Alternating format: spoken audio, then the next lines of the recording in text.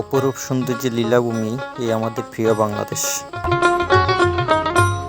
কক্সবাজার জেলার উখিয়া থানার অন্তর্গত রাজাপালং ইউনিয়ন পরিষদের ৬ নম্বর ওয়ার্ড।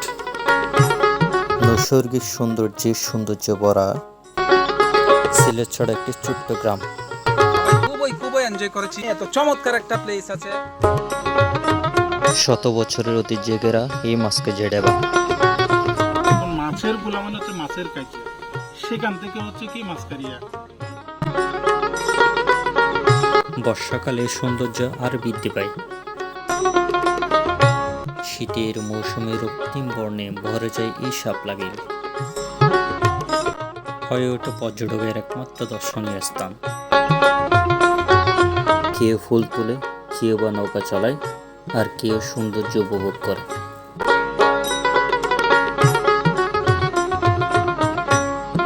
এই গ্রামের অধিকাংশ মানুষ কৃষিকাজ করে। কই, পুঁটি, চিংড়ি, শোল, ছোট মাছ সহ অনেক প্রকারের মাছ পাওয়া যায়। কারণ এখানে প্রচুর মাছ পাওয়া যায়, প্রচুর মাছ।